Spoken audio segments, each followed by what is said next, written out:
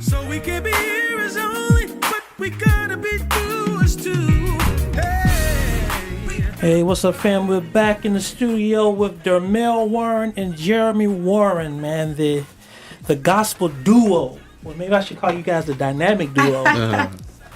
The dynamic duo, yo. What is it like working together? You know what I mean? You know, you have some husband and wives out there who can't stand working together. You know what I mean? And, you know, when he got his way, she has her way, and there seems to be a difficulty in bringing a mesh between the two. Yeah. So the question that I have for you right now is, how do you make it work, man? I mean, how do you do it? I mean, what has the key been up to this particular point in time? You go. Yeah, we have our moments. I could be, I don't know, my drive is like very strong. So if I feel my partner is kind of slacking off, I'm gonna let her know, and it's just a matter of how she's gonna take it. You know? Yeah. I mean, as far as us working together, which is what he asked, we have always kept our personal lives separate from our business life. So with that being said, we also keep it separate from our performance. So if we're having a rough day, or we're having a disagreement, or whatever the case may be, we leave it in the car. Because when we come, we're still working with other people, and you never want to bring discourse into a situation where other people are being a part of it.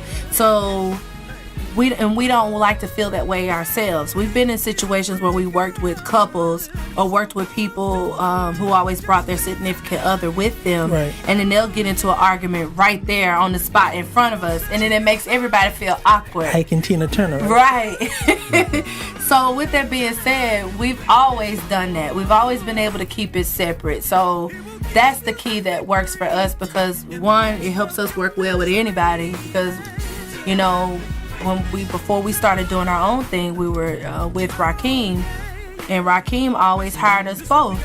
He said that we were the first couple that he's ever worked with that didn't bring drama. Okay. You know, so okay. I take pride in that, and I thank God that he gives us that working relationship outside of our regular relationship, you know?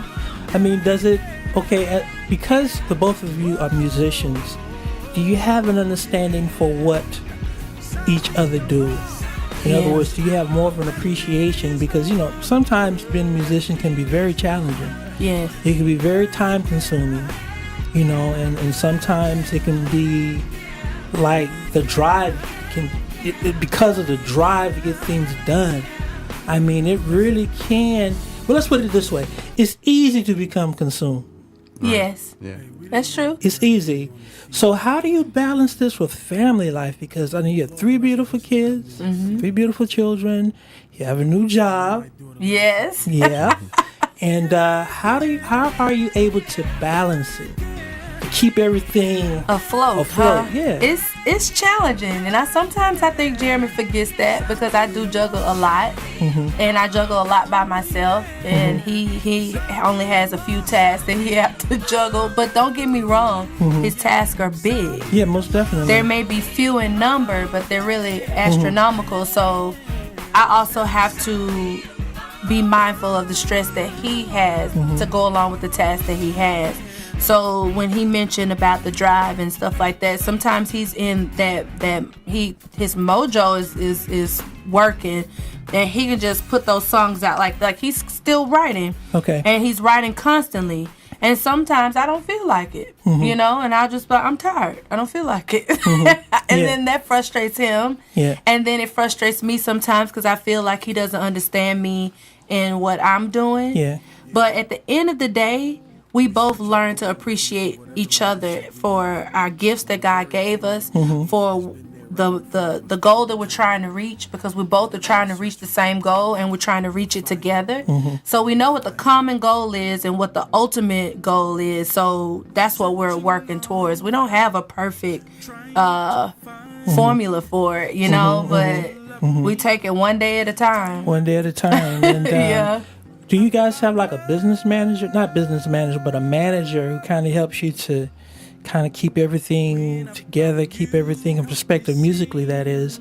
Or do you guys pretty much do that on your own? We do that on our own. This the business manager right here. Okay. Okay. And he's very good at it. I mean, this is his first time, just like it's my first time, and then I watch him. And I mean, he's a great MD, and he's a great business manager. He keeps all the books. Okay.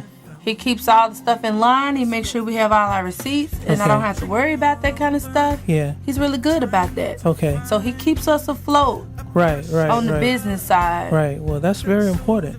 That is very, very important because you need somebody who has like a level head, somebody who's able to be organized, organized and task oriented. You know what I mean? So that's kudos for each of you.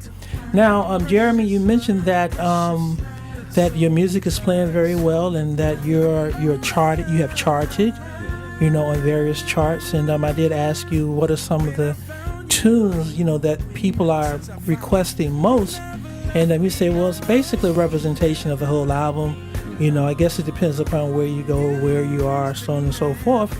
But what we want to do is we want to give our listening and audience an opportunity to hear your production, to hear the writing skills. And Dermel, I'm assuming that you're on this.